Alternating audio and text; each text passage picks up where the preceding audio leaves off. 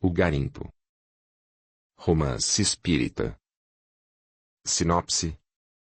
Adentraremos no bulício da vida de um agitado garimpo, onde a lei imperiosa era regida pelo fazendeiro João do Berro, homem cruel e desonesto, que fazia prevalecer a sua vontade pelo grito e pela força. Doca, a astuta dona do bordel da região. Déa, a mais bonita e ladina das prostitutas. Lívia, que com seus problemas era um espírito iluminado, que irradiava amor e compreensão para todos, e Paulo, o agrimensor filósofo, que nos mostra a história sob o seu ponto de vista, sempre estudando e analisando as situações, e retirando delas o melhor para o seu caminho. Audiolivro realizado pelo canal Surya Chand Audiobook. A fé racional alenta o espírito para alcançar a verdade. A verdade é gradual e relativa ao conhecimento, quanto ao tempo e espaço. Somente o conhecimento absoluto poderá levar à verdade absoluta, que é Deus. Capítulo 1. Lívia. Maria Rosa, antes de falecer, fez um pedido a Paulo, o agrimensor, para que desse proteção à sua filha Lívia, paralítica e incapaz de prover a própria subsistência. Cumprindo o que prometeu, o jovem adquiriu uma casa simples, mas bem construída, ocupando uma área avantajada, contendo um quintal bem plantado com fruteiras típicas da região. Ali instalou Lívia, aos cuidados de Tetê, a quem contratara para a tarefa. Provida a casa com o que era necessário, o moço voltou às suas tarefas, medindo terras e, paralelamente, tocando garimpos de diamante e ouro, alimentando o sonho de um bamburro que o viesse libertar da pobreza. Paulo não sabia guardar o que ganhava, era tido e havido por mão aberta, ganhando na velocidade do vento e gastando como relâmpago, quase sempre doando aos mais necessitados. Só a sorte no garimpo poderia trazer de uma vez o volume de recursos necessários, para que ele se libertasse daquela vida, voltando aos sonhados estudos na capital. E é vivendo assim, ganhando, gastando e sonhando. Lívia, presa ao leito, apesar de paralítica e entregue aos cuidados de estranhos, era alegre, dando mostras de completo alheamento de sua dor. Falava com desenvoltura, dava conselhos com sabedoria e alegrava a todos com sua voz maviosa, que sabia acompanhar ao bandolim ou violão. Era comum as pessoas virem ao encontro de Lívia, para se aconselharem ou se deleitarem com seu canto quase mágico. As preocupações desapareciam, os ânimos se acendiam e as decisões eram tomadas, ao embalo das canções ou dos conselhos de Lívia. Tetê, de encarregada do zelo e dos cuidados da casa, passou a ser amiga, irmã e admiradora da moça paralítica. E a vida fluía, permitindo a cada uma escrever a própria história, no livro da existência. Paulo trabalhava e sonhava com a fugaz riqueza dos garimpos, Tetê se desdobrava no zelo e Lívia aconselhava, enquanto alegrava com seu cantar de cotovia. Certo dia, ao entardecer, Paulo conversava com amigos no alpendre do casarão alugado para sua permanência na cidade, enquanto durasse o seu trabalho como agrimensor, quando todos tiveram atenção desviada para um caminhão que o descia pela rua principal. Era a grande novidade esperada por todos, pois era aquele veículo e o seu condutor o Timbó, o principal veio de comunicação com os centros maiores. Levava e trazia de tudo, mercadorias, pessoas, notícias, esperanças e decepções. Timbó, o motorista, era o santo e o capeta, era o modelo das aspirações dos jovens, a esperança de fugas para as donzelas, o consolo das damas mal casadas e objeto do ódio dos maridos ciumentos e, talvez, traídos. Era o Timbó, anjo-diabo, cantador e sanfoneiro indispensável para a animação das novenas. Era comum, para desespero dos maridos e rapazes, marcar-se a festa, para o dia da provável chegada do Timbó. O caminhão, para a surpresa de todos, para em frente ao casarão do Dr. Paulo. O Timbó desceu rindo e falando alto. "Tais sua encomenda, seu doutor." Os outros encomendam discos, joias e corte de vestido para agradar mulher e você encomenda cadeira de rodas. E riu, gargalhando, irreverente, enquanto completava. Da próxima vez você vai encomendar uma cangalha para uso próprio, pois ela é a ferramenta de burro. Gargalhou mais ainda, no que foi acompanhado pelos demais circunstantes. Paulo, um pouco desajeitado, recebeu a encomenda colocando-a no alpendre, pagando o frete e o preço. Timbó, barulhento, retomou o volante, dirigindo-se para a pensão, onde se hospedava e era ansiosamente esperado. Paulo, tão logo escureceu, fez-se rua fora, levando a cadeira de rodas que encomendara para Lívia. Noite escura, chegou o jovem à nova morada de Lívia, trazendo para perto do leito o inusitado presente. Lívia, com esforço sentou-se na cama, olhando boquiaberta o presente que lhe era trazido. Era algo impensável naquele tempo, uma cadeira de rodas, onde mal se falava de outros avanços corriqueiros da tecnologia. A moça sorriu, adoçando o sorriso com lágrimas que não poderia conter. Quase em sussurro falou: Doutor, como você pensou nisso? Quer matar-me de alegria? Você merece, agora vai passear e poderá até cantar na igreja. TT veio transbordante de alegria, acariciando a amiga. Agora vou levá-la a passear, quero vê-la feliz. Eu sou feliz, pois aceito com resignação as provas que me são oferecidas. Mas a felicidade não tem limites, quero ainda mais feliz. Você é boa, TT, tão boa que se alegra com a felicidade alheia, esquecendo-se de si mesma. Teco, um menino que vagava pelas ruas, olhava admirado aquela máquina incrível, a cadeira de rodas, acariciando-a com as mãos, como se temesse arranhá-la. TT e Lívia contemplavam a cena, sem esconder um toque de doçura no olhar. O menino, embevecido, rodeava, abaixava-se, levantava-se como se fascinado pela novidade. É muito bonita, deve ser bom andar nela. Não, Teco, bom é correr solto e livre com as próprias pernas e isso você tem, observou TT. É. Mas...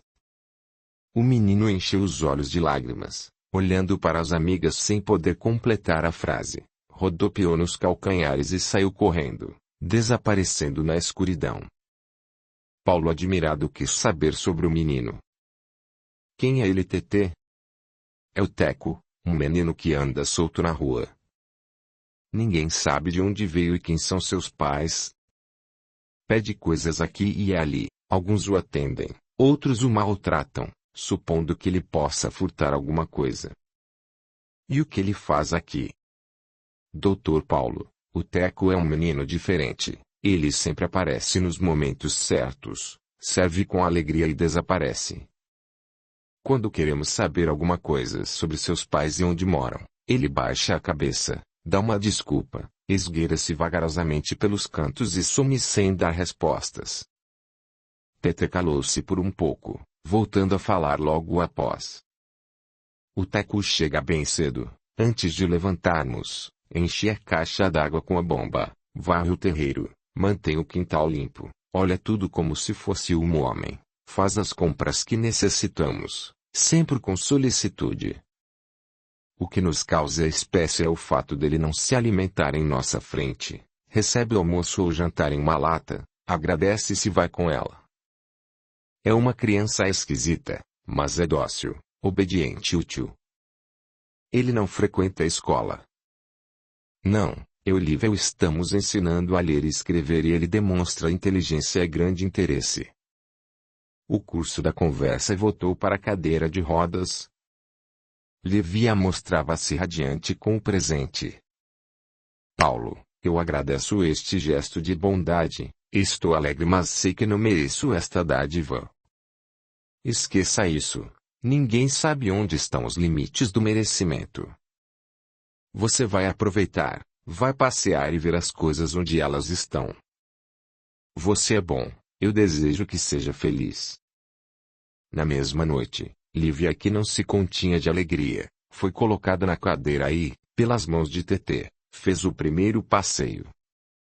Misturava lágrimas e soluços, com sorrisos, colocando para fora de si, no caldeamento da dor e da alegria, tudo o que lhe ia na alma. A alegria sufocava o sofrimento, a gratidão anulava a dor, ressaltando as virtudes daquela alma singular. A lua escapava das nuvens, clareando a noite com o dourado luar, como se viesse cortejar a jovem paralítica em seu primeiro passeio. Tetê, como é bom o dom da locomoção, o andar, o ir, o ser e estar onde desejamos. Eu louvo a Deus, pela bênção de recebê-los em meus caminhos. A noite avançou, estendendo seu véu dourado pelo luar, sobre o silêncio das gentes, amavam, na recomposição para um novo dia de lutas, no aprendizado da vida. Paulo caminhava para o seu casarão, remoendo nos pensamentos os acontecimentos do dia. Quem sou eu? Por que estou aqui? Porque só pensamos em ganhos, lucros e a satisfação de interesses imediatos. Será que existo, ou seria um sonho? Neste vale de lutas, sofrimentos, decepções e dores, será que vale a pena viver? E o agrimensor caminhava, perdido em seus pensamentos, quando teve a atenção desviada para um vulto que se aproximava. Era uma senhora idosa, vencida pelos anos, saia comprida escura, blusa de mangas compridas, cabeça recoberta por um lenço, mal deixando transparecer um rosto encarquilhado e desfigurado pelas rugas. Olhos fundos, voz sumida, estendeu a mão súplice ao jovem. Meu filho, tenho fome e me fogem as forças para suster meu corpo em pé. Você poderia auxiliar-me? A morada do agrimensor estava a alguns passos. Tomou a velha senhora pela mão, fazendo-a entrar em casa. Venha comigo até a cozinha, lá encontraremos algo para matar a tua fome. Como te chamas? Marta. Paulo serviu leite, bolachas, colocando na mesa, sentando-se em frente à velha. Tome leite com bolachas, é bom para refazer-lhe e leve este pacote para casa. Leve também esse dinheiro para comprar o que deseja. O jovem colocou um pacote de bolachas e algumas cédulas num canto da mesa e passou a falar com a mulher. Tia Marta, onde você mora? Na casa do Senhor. Paulo associou o nome Senhor a apelido de alguma pessoa, o que era usual naqueles tempos. O que está fazendo? Não acha perigoso andar à noite? Eu desejava encontrá-lo. Para quê? Para dizer que vale a pena viver, principalmente quando se é capaz de sufocar o mal pelo exercício do bem. Nunca duvides da existência, quem age ou reage, é porque existe. A vida na carne é uma pausa que o Pai nos oferece, para provarmos o que aprendemos na grande escola da existência. Paulo ficou boquiaberto com o jorro de sabedoria que fluía daqueles lábios murchos, de onde nada esperava e que respondiam aos seus questionamentos. Aquela velha senhora parecia adivinhar. Onde você aprendeu isso, tia? Nas caminhadas do tempo, meu filho, caminha o teu próprio caminho e tu verás que tenho razão. Vale a pena viver. Vale, pois é no viver que se esconde o aprender. Paulo deteve-se no rosto enrugado da velha, que embora envelhecido, parecia luzir, os olhos brilhavam como luzes em um túnel. Ela olhou demoradamente para o agrimensor e falou. Meu filho, deixe que a fé, de mistura com a razão, vençam a tua descrença, não te esqueças que o Criador é maior que sua obra. Alguém chamou por Paulo, na porta de entrada. O jovem foi atender a quem chamava, não encontrando pessoa alguma. Ao retornar, a velha senhora não estava na mesa. Paulo procurou-a por todos os lados, sem sucesso. Retornando à mesa, verificou que o leite e as bolachas ali estavam, sem serem tocados, apenas as cédulas desapareceram. Paulo estranhou, mas agasalhou o pensamento de que a tia Marta ficara satisfeita, apenas, com o dinheiro. Talvez fosse uma ilusão o fato de vê-la servir-se do leite e das bolachas. De qualquer forma, o que ouvira de tia Marta, afinado com os seus pensamentos anteriores, não deixava de ser intrigante. Foi difícil conciliar o sono naquela noite. No dia seguinte, como era o seu costume, antes do trabalho, foi fazer a visita matinal a Lívia, para prover o que faltasse. Lívia, aboletada na cadeira de rodas, o recebeu, como se fora uma criança exibindo o presente de Natal. Conversaram sobre tudo, enquanto Tetê ultimava os preparativos para o café da manhã. No quintal, Teco ia e vinha, limpando, colocando coisas nos lugares, alimentando galinhas e patos. Quando o menino se deu conta da presença do agrimensor, veio correndo em sua direção, trazendo algo na mão, que lhe entregou. Doutor Paulo, a tia Marta mandou entregar isso ao senhor. Paulo recebeu, verificando que eram as cédulas, que na noite anterior, havia ofertado à velha senhora. Quedou-se espantado com o fato. Você conhece a tia Marta? De vez em quando ela aparece, dá conselhos e vai embora.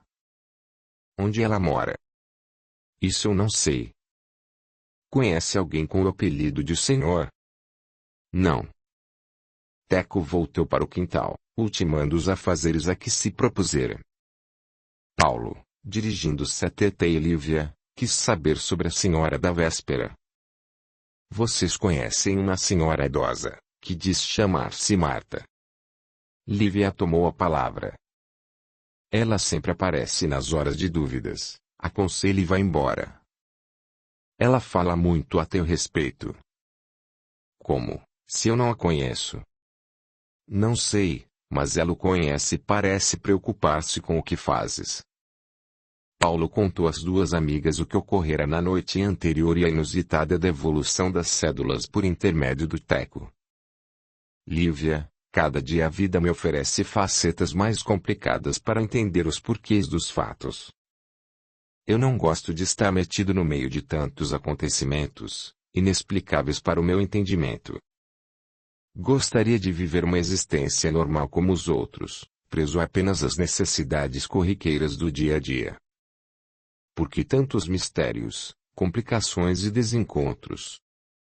Paulo, o que falta em você é a fé. Creia em Deus, na existência do mundo espiritual, na lei da ação e reação e na inexorabilidade da evolução e tudo se tornará claro para ti. Eu não posso acreditar naquilo que a razão não pode aceitar. E o que é razão para você? É a convicção que só a comprovação científica pode oferecer. Paulo, a comprovação científica é precedida pelo questionamento filosófico, pois nenhuma tese pode ser erigida, sem a base do pensamento filosófico. Antes da ciência e da pesquisa que ela impõe, existe a verdade, o conhecimento, de onde ela deriva. A fé é a crença nessa verdade, que precede a sua comprovação pela pesquisa científica. E essa verdade, meu caro doutor, é Deus, manifesto na existência. Lívia, de onde você retira esses conceitos, uma vez que você não frequentou escolas e não tem contatos com pessoas instruídas? Paulo, nada de novo existe no universo, o conhecimento está aí, inserido no livro da existência, basta que você tenha percepção para absorvê-lo. Teco aproximou-se de Lívia, dirigindo-lhe um olhar doce e cativante como se fora do cão para o dono. Tia, enchi a caixa d'água, limpei o quintal, dei milho às galinhas. Você quer que eu faça mais alguma coisa? Não, Teco, Deus te pague por tudo. Deus já pagou, tia, colocando vocês em meu caminho. Tchau, tia, tchau Tetê. O menino ia saindo, quando Paulo o chamou. Teco, fique com esse dinheiro para você. Não, doutor, é muito dinheiro, vão pensar que eu furtei. Leve o dinheiro, compre coisas, se alguém duvidar, Mande falar comigo. Teco saiu correndo, como se perseguisse o vento. Paulo observou para as amigas. Essa criança aguarda algum mistério em sua vida aí, eu estou tomado de curiosidade. Paulo, a vida guarda em cada encruzilhada um infinito de ensinamentos, para quem tem olhos para ver. Você está numa dessas encruzilhadas, basta abrir os olhos para perceber. O tempo fluía, o agrimensor se apegava ao trabalho de medição de terras, quase como desculpa para abstrair-se dos fatos que ocorriam à sua volta. Chico Berro, fazendeiro de muitos alqueires e milhares de cabeças de gado, era o homem tido e havido como o mais rico da região. Era trabilhário e bufão, fazendo prevalecer sua vontade pelo grito e pela força. Era um homem grande, ativo e trabalhador, vestia-se à moda dos boiadeiros, com botas de cano longo e o inseparável chicote à mão e o 38 à cinta. Era uma ameaça constante a quem estivesse por perto, pois gostava de ser obedecido e não tolerava teimosias. O apelido provinha do berro das vacas em suas inúmeras fazendas. Chico Berro, além da pecuária, explorava um garimpo, de onde jorrava diamantes e ouro em abundância, o que fazia aumentar sua fortuna, ambição e brutalidade. Certo dia, Chico Berro, sem se anunciar, entrou na casa onde residia o agrimensor, arrastando as esporas, indo direto para a cozinha, onde o dono se encontrava, na hora do desejum. Falava aos gritos, como era seu costume. Cadê o café, seu doutor? Paulo, um pouco assustado, veio ao seu encontro. O que deseja, seu Chico? O estranho visitante, sem ser convidado, puxou uma cadeira sentando-se nela, irreverentemente, de forma invertida.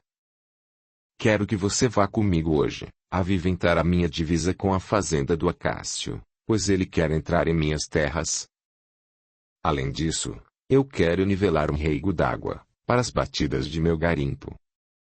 Nesta semana eu não posso, tenho compromissos já firmados. Deixe os compromissos pra lá, gritou o fazendeiro. Eu dei minha palavra. Palavra é dinheiro, é grana, é tutu. Pode ser para você, mas não para mim. Eu pago bem e adiantado. Não adianta, Chico, eu só posso ir na próxima semana. Pois então vá pro inferno com tua medição, eu vou procurar outro. O fazendeiro saiu como um furacão, soltando farpas, ameaças e palavrões, o que despertou a curiosidade da vizinhança. Paulo deixou que o mal-educado se fosse, consciente de que despertara a ojeriza do mesmo contra sua pessoa. Não demorou nada e um fiscal da prefeitura veio intimar o agrimensor para o pagamento de impostos referentes ao exercício da profissão. Logo mais, um contrato de serviços já firmado com um outro aparentado de Chico Berro, foi rompido sem explicações. Paulo começou a sentir o peso da influência do poderoso fazendeiro. Passados alguns dias, andando pela rua principal, o agrimensor teve a atenção desviada por palavrões e pancadas de um homem e gritos e choro de criança. O moço acorreu rápido, tomando ciência do que acontecia. Chico Berro surrava uma criança que apanhava mangas maduras dos galhos de uma mangueira, que caíam por sobre o muro alto da casa do fazendeiro, que ocupava todo o quarteirão. O jovem não suportou o que via, aproximando-se e tomando o menino das mãos do agressor. Você está maluco, Chico, espancando uma criança por causa de mangas que vão apodrecer? O fazendeiro raivoso, somando o fato à mágoa que guardava contra o agrimensor, esboçou uma reação pronta. O que você tem com isso, seu doutorzinho de merda? Você não pode espancar ninguém, se pensa que é dono do mundo, está enganado. Eu estou ensinando esse moleque a não ser ladrão. Ele não é ladrão, além disso os galhos da mangueira estão sobre a rua e ela não é tua. O povo iniciou uma aglomeração, com o maior número de pessoas que temiam ou detestavam Chico Berro. O menino agredido era o Teco, conhecido do Dr. Paulo. O fazendeiro, exasperado, ameaçava aos gritos. Na minha propriedade quem manda sou eu, quem se meter apanha aí, se você não soltar esse moleque eu vou surrar os dois. Pois vem experimentar, seu Chico Burra. O fazendeiro, ao ouvir o deboche do moço com seu apelido, sacou de uma arma e veio como uma esfera esfaimada para cima dele. O povo, entre o susto e a comicidade do novo apelido que surgia, ria disfarçado, pois no fundo todos odiavam o fanfarrão. Algumas pessoas graúdas da cidade, comerciantes, fazendeiros, e outros se meteram na questão, tentando evitar um mal maior. Foi aí que apareceu uma freira, completamente desconhecida, aproximou-se do Paulo, tomando sua mão e a do Teco, convidando-os a saírem dali. Paulo, vamos embora, não vale a pena conflitar-se com ninguém. Paulo não teve como resistir ao convite da religiosa, que nunca vira, saindo com ela, que caminhava entre ele e o Teco, tomando veio da rua principal. Falavam. Quem é a senhora? Madre Angélica. Chegou há pouco tempo. Eu nunca vi na cidade.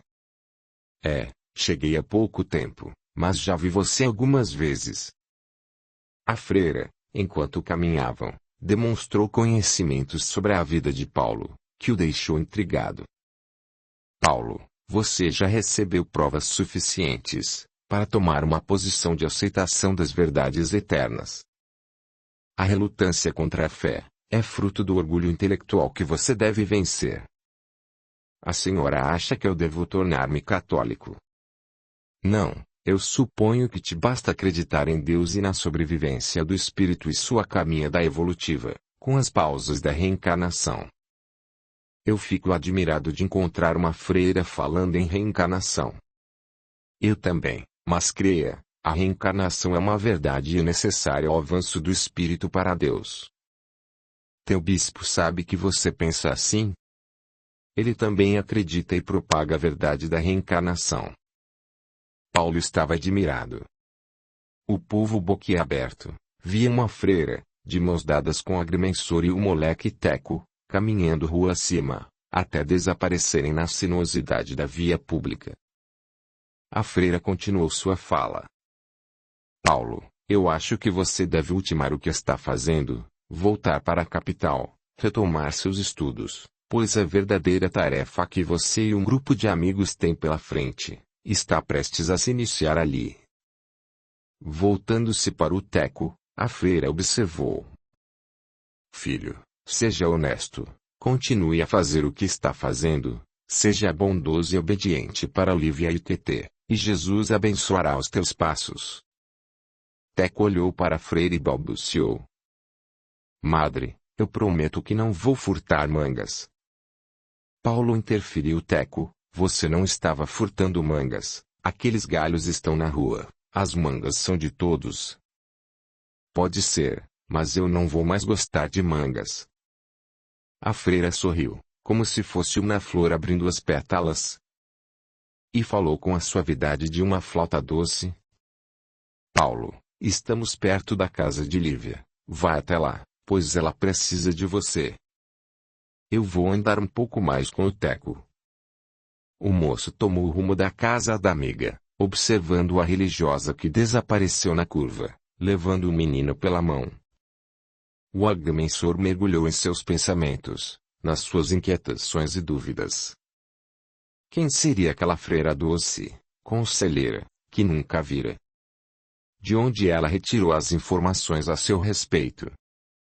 Sem respostas, passo a passo, chegou à casa de Lívia. Foi recebido pela jovem já instalada na cadeira de rodas, como se fora uma rainha no trono, tal era a alegria que demonstrava. Paulo a contemplava admirado com a beleza do rosto e um quê indefinível, de magia e força que fluía de sua personalidade mágica. Como está passando, minha boa Lívia? Estou cada vez melhor, principalmente pela alegria que você, a Tetê e o Teco me trazem. Como você pode se julgar feliz, presa a uma cadeira de rodas? Essa cadeira, meu amigo, Não é a prisão, pelo contrário, são pernas que me dão a liberdade da locomoção. Lembra-te que há poucos dias eu estava jungida ao leito, enquanto que, agora, eu posso me locomover. Sou feliz. Mesmo assim, você tem limites e eu não sei como pode sorrir e esparzir tanta alegria e otimismo. Paulo, todos temos alguma forma de limitação, alguns têm limites físicos, outros os têm no espírito ou no intelecto e, alguns, sem o saberem são limitados, mesmo em pleno vício, no poder e no fausto. A verdadeira liberdade só nos é atribuída pela fé, pela consciência da imanência do poder de Deus em nós. É o que te falta, meu amigo, o despertar da fé, da certeza de que o poder maior jaz dentro de ti mesmo. Lívia, eu não sei de onde você retira tanto saber. Do livro da vida, meu amigo. Onde posso encontrar esse precioso livro? No alfarrábio do tempo. Tete entrou trazendo uma bandeja com café e biscoitos para os amigos. Servia, enquanto falava. Paulo, eu fiquei sabendo que você teve uma altercação com o Chico Berro. Afaste-se dos caminhos dele, deixe-o ir para onde quiser e fazer o que desejar. Tome outros caminhos, é melhor para você. Paulo, sem defender-se, narrou o que acontecera aí, lembrando-se da freira, indagou. Vocês conhecem a Madre Angélica? Por quê? Inquiriu Lívia. O agrimensor narrou o episódio da interferência da religiosa na hora do conflito com o Chico Berro. Lívia abriu um leve sorriso, como se escondesse alguma coisa. Tete olhou significativamente para a companheira, sorriu e se foi para seus afazeres. Lívia, alguma coisa vocês estão escondendo de mim. Não escondemos nada, apenas estamos perplexas, como você. Essa bondosa religiosa, já nos visitou algumas vezes e, da mesma forma que a Marta que já vistes, ela aconselha, conforta e se vai, deixando um aroma no ar e muita paz no coração. São seres excepcionais, aceite-as como são e esqueça. Lívia, minha vida é uma colcha de retalhos de fatos contraditórios e intrigantes, que me colocam sempre em guarda e em dúvidas. Talvez fosse melhor que os fatos se escancarassem para mim de uma vez. Paulo, a ninguém é dado penetrar os desígnios de Deus, se assim, é porque deve ser o melhor para você. Lívia, o que é vida para você? A grande é a escola do espírito. E o que é o sofrimento? O sofrimento é o momento da advertência, para a reflexão e o retorno aos caminhos do bem. Ao teu entender, o que são as dificuldades? São as pausas para a comprovação do aprendizado.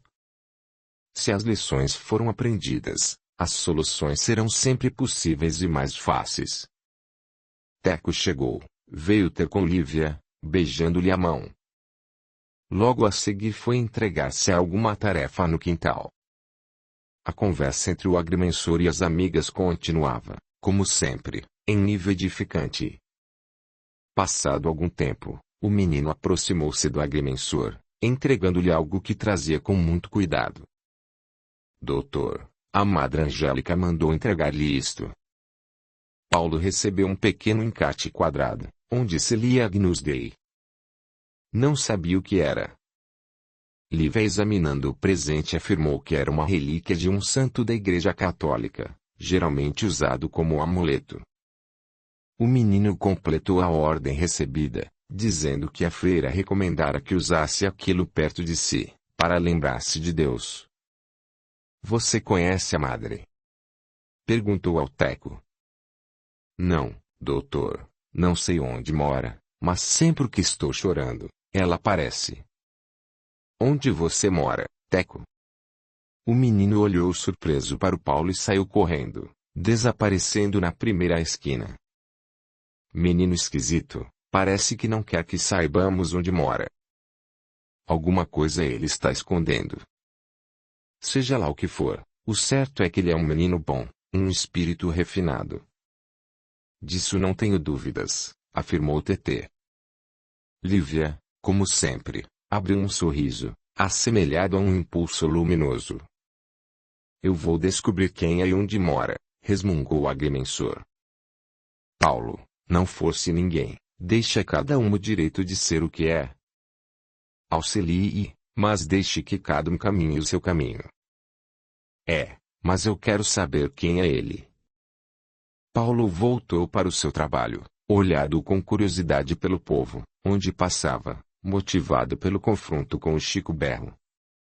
Ao passar em frente ao quarteirão de propriedade do fazendeiro, olhou para o cenário do conflito. As mangas estavam lá. No outro dia, elas apodreciam. Mais 2 ou 3 dias, elas estavam podres, inúteis, sujando a terra. O jovem remoeu os pensamentos. Por que sonegar frutas a uma criança faminta? Porque a ambição não tem limites. Porque o poder não tem coração.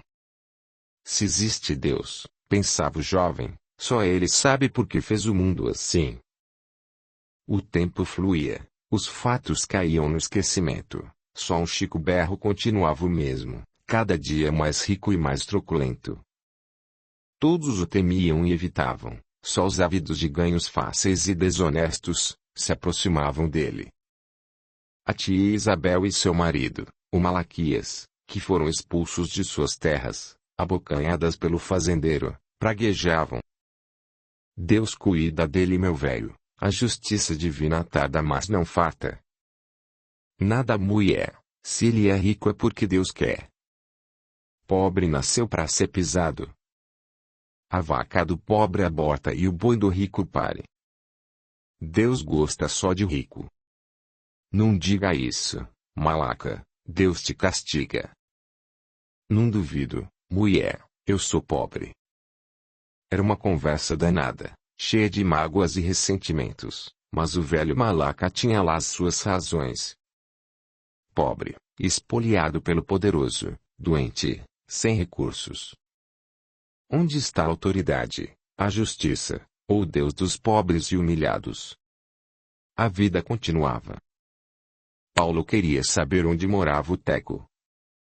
Contratou um moleque esperto para descobrir o que desejava. Não tardou a receber a informação desejada. Ele morava em um casebre tosco e miserável escondido por um capão de mato nas encostas da serra. Paulo decidiu ir ver quem era e como vivia o Teco. O sol se punha, escondendo-se na imponência da formação serrana.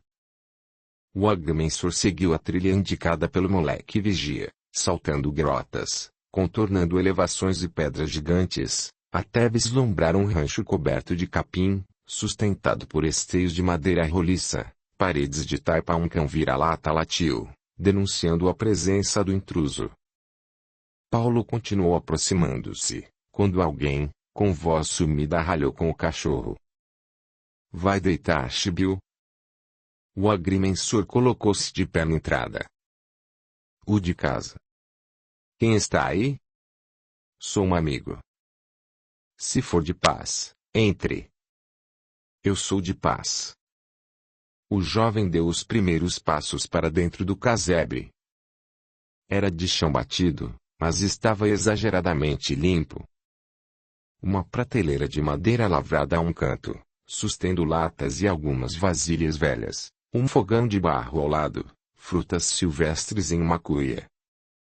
No terreiro limpo e bem cuidado, varais sustinham trapos e algumas peças de roupas, limpas, secando.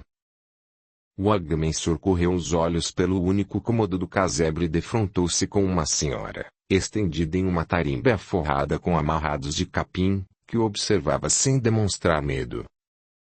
Os dois se olharam com evidente espanto. A mulher tinha olhos grandes e brilhantes, os cabelos compridos, que se jogavam teimosos sobre as dobras do capim que servia como travesseiro. Fez-se um alongado silêncio, rompido pela mulher. Quem é você? Não tema, eu sou Paulo, um amigo do Teco. Eu não temo nada, de mais a mais, já o esperava. Como você sabia que eu viria, se não falei com ninguém? Tia Marta e Madre Angélica me avisaram. O que você deseja? O Teco é um menino interessante, de quem eu gosto muito, por isso quis saber onde morava e quem é ele. Ele fala muito do senhor e contou-me o caso das mangas. Por que ele esconde a senhora, tornando difícil qualquer auxílio? A história é longa e dói revivê-la, mas o Teco tem razão. Ele cuida sozinho da senhora. Ele é bom, corajoso e cuida com desvelo de mim. A nossa pobreza é compensada pela dedicação e amor do meu filho. Você conhece a tia Marta e a Madre Angélica? Elas vêm aqui, confortam-me, dão conselhos e se vão.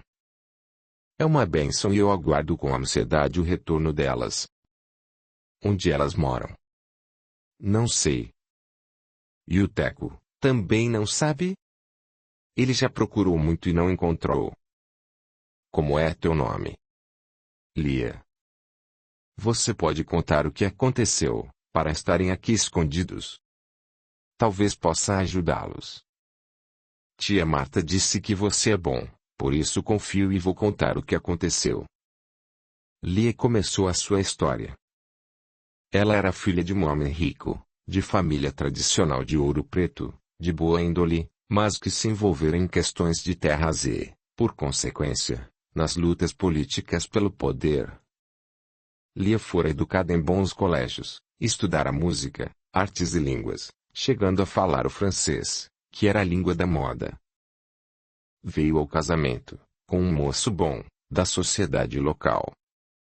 A vida parecia prometer oceanos de felicidade. As lutas entre famílias adversárias, aquecidas pelos interesses políticos, se avolumaram, tornando a vida dos dois clãs um tormento e uma ameaça constante. O marido, muito jovem, envolveu-se numa discussão com jovens adversários, resultando por ser morto a tiros na Praça da Matriz. Vingança de parte a parte, transformou a vida num inferno.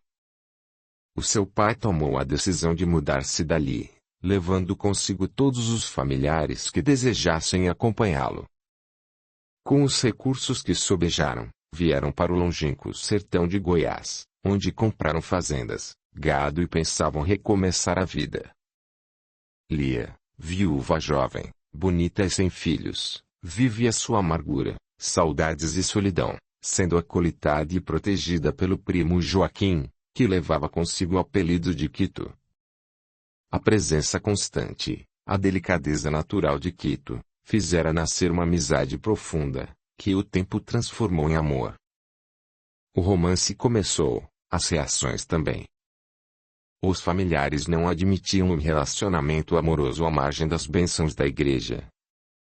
Para enegrecer ainda mais os passos de sua existência, o pai veio a falecer, iniciando-se uma disputa ferrenha pela herança deixada.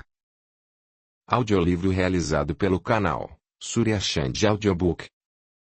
Foi aí que ela e Quito, com poucos recursos que dispunham à mão, resolveram partir em busca de um outro lugar, onde pudessem reiniciar a vida em paz. Tudo ia bem nas novas terras. O Teco nasceu trazendo alegrias e cimentando o amor do casal. Descobriram-se garimpo de diamantes e ouro nas proximidades. A ambição se mostrou avassaladora. Os veios de minério indicavam a propriedade de Quito, como uma nova messe de riqueza. As propostas vieram velozes, para garimpagem associada. Quito resistiu. Aqui ou ali, uma invasão de garimpeiros, sempre repelida pela negociação. Foi quando apareceu Chico Berro, acompanhado de alguns capangas. Entrou na sala sem ser convidado, puxou uma cadeira, sentou-se, enrolou um cigarro de palha, que acendeu com uma binga de prata. Puxava a fumaça, soltando-a vagarosamente, com os olhos fechados, como se ruminasse um pensamento tenebroso. Quito tomou a iniciativa. O que deseja, Sr. Francisco? Eu não desejo, estou aqui para fazer um negócio com você. Que negócio? Estas terras que você ocupa, são minhas, você é um simples poceiro. Eu as comprei de teus parentes, as escrituras estão aqui. Não, as terras que você comprou são do outro lado da serra e, assim mesmo, os documentos são falsos. O Chico Berro, diante da estupefação causada, aproveitou-se para continuar. Eu proponho a você uma sociedade. Vamos abrir as terras para o garimpo, o que produzir nós dividiremos ao meio. Eu não quero esse negócio, não gosto de garimpo, quero continuar minha vida como está.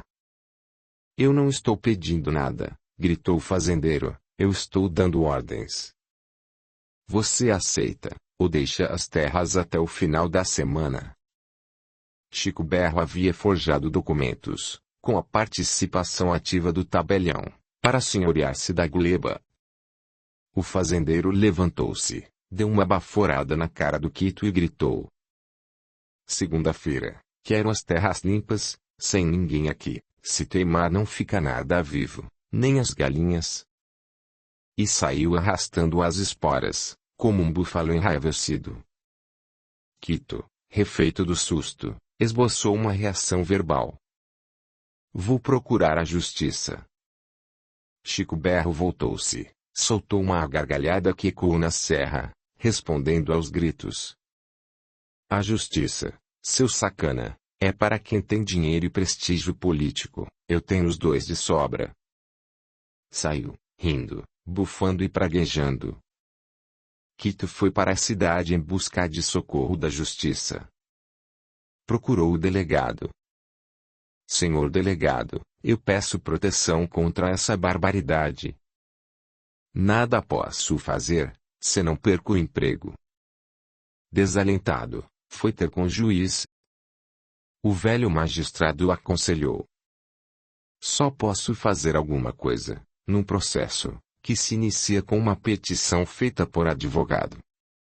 Aqui, nenhum advogado aceitaria a tua causa. Aconselho a deixar as terras enquanto é tempo. Desanimado, Quito retornou, comunicando o insucesso a Lia. Preparavam-se para mudar-se no domingo. No sábado, a sede da fazenda foi sitiada, depois invadida. Quito ordenou à esposa que saísse com o filho Teco, pelos fundos. Os capangas entraram atirando, ateando fogo nas casas e currais. Quito foi morto com uma saraivada de tiros. Lia, no afã de proteger o filho, escondeu-se no mato, mesmo ferida por uma bala que se alojou na região da bacia. Chico Berro ainda ordenou a perseguição de Lia e do filho, para que não restasse resistência. Lia, passados anos de sofrimento sem recursos para extrair a bala, arrimou-se no pequeno filho para sobreviver. O ferimento a levara à paralisia completa das pernas. Lia, após a narrativa, olhou para o Paulo e completou. É essa, doutor, a minha trajetória, das luzes, da alegria e dos sonhos, as brumas da miséria, do sofrimento e da dor. Você não sente indignação com tanta injustiça? Não, doutor, a Madre Angélica me ensinou que, tudo no mundo tem uma razão de ser. Deus é justo, por isso que aconteceu, é consequência de algum ato nosso. Mas você nunca fez mal a ninguém. Nós só conhecemos o ato da encenação da vida. Outros foram vividos em encarnações que escapam à nossa percepção atual. O certo é que Deus é justo e sábio, sendo impossível que pratique injustiças. Já anoitecia, quando Paulo decidiu retirar-se. Não diga ao Teco que eu estive aqui. Doutor, eu não minto, só não digo, se ele não perguntar. Paulo beijou a testa de Lia, despediu-se e se foi para suas dúvidas. Pelo menos, agora, sabia quem era o Teco. Veio a noite como promessa de calmaria aos paixões, arroubos e inconsequências do homem, alguns sorrindo, outros sonhando, alguns amando. A escuridão da noite é indiferente, igual a todos no ódio e no amor. Só o agrimensor permanecia acordado, sem odiar, sonhar ou amar. Seus pensamentos se perdiam num emaranhado de dúvidas, contradições e questionamentos. Pensava, por que os homens se matam, se despojam mutuamente, por que tantos desencontros na esteira da vida? Por que Lívia e Lia se encontram atrelados ao leito sem beber o néctar da vida, enquanto tantos maus saltitam livres e soltos? Por que o Teco não tem direito à infância? Por que lhe só negam mangas enquanto Chico berra o tripudia sobre gentes e fortunas?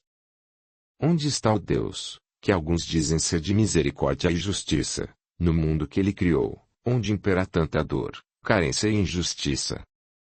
O Agrimensor arrematou seus pensamentos, como se fosse vítima de ablatação da fé, concluindo: se Deus é sabedoria, amor e justiça, por que permite a guerra, a fome? Por que fez o inferno e o demônio? O Agrimensor, já ao amanhecer, foi traído por um cochilo. Entre o sono e a vigília, sentiu que alguém se aproximava, sem ruídos, como se fora uma pluma. Viu desenhar-se à sua frente a figura doce de Madre Angélica.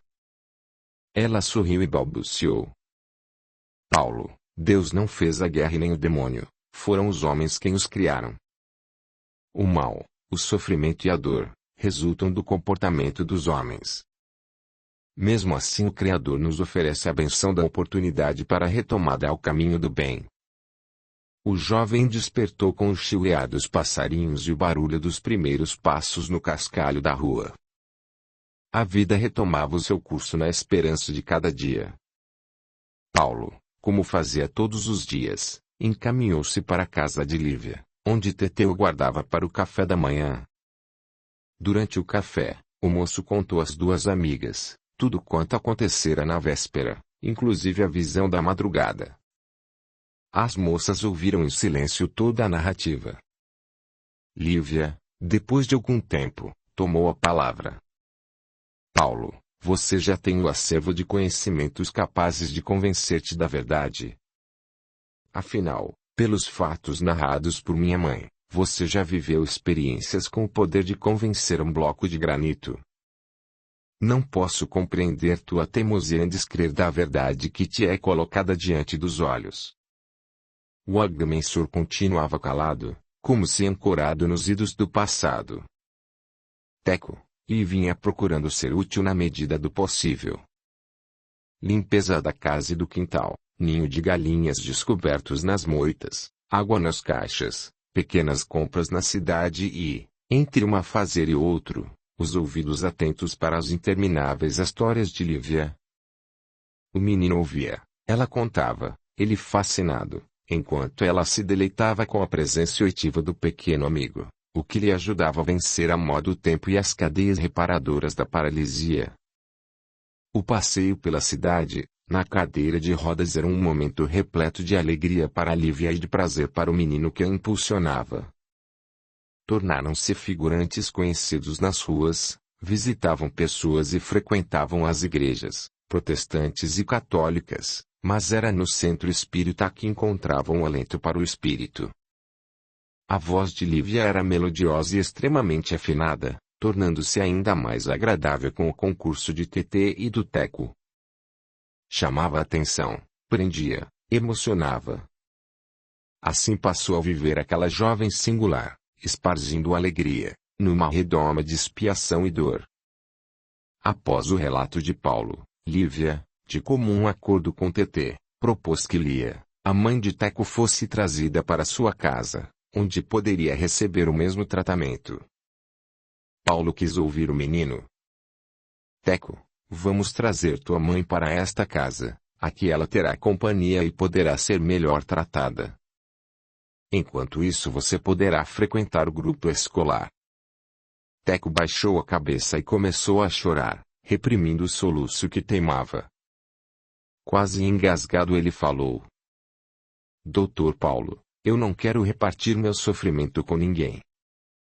Teco, você reparte a alegria, pode repartir o sofrimento. Lívia interferiu na conversa tentando expungir a emoção que se avolumava no menino homem e no homem menino.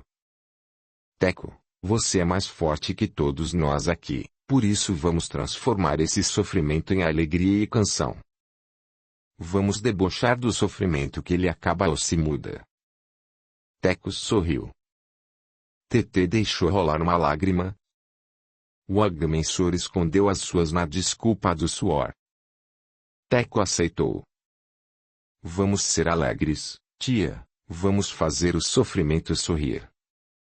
Lia foi trazida e alojada num quarto limpo. Ela olhava espantada. Era um palácio, ou um pedaço do paraíso. Paulo continuou sua vida, sempre sonhando em ir para a cidade grande.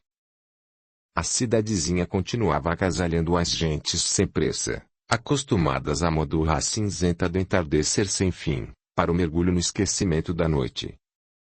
Foguetes estouravam, espantando o silêncio, denunciando que em algum lugar, pessoas teimavam em afogar a tristeza e a desesperança, na fé e na dança que se misturavam nas novenas interesseiras, que pagam promessas feitas, renovam pedidos no beija-fitas dos oratórios. O tema era sempre o mesmo: casamento, dinheiro ou saúde.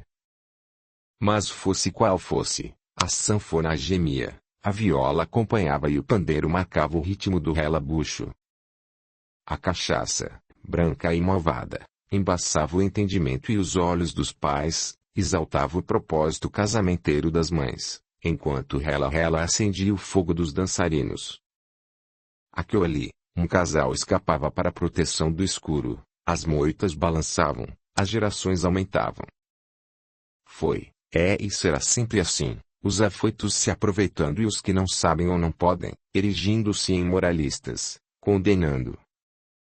Não é possível negar o que todo mundo faz, só não faz aquele que não pode. A festança era na casa da Maria Fogueteira, mulher fornida, animada, festeira e abusada. Era presença certa em qualquer movimento, fosse casamento, batizado ou velório. Cantava, tocava viola, bebia de tudo sem dar confiança para tonteiras. Diziam as más línguas, que a garrafa é que ficava bêbada em sua frente.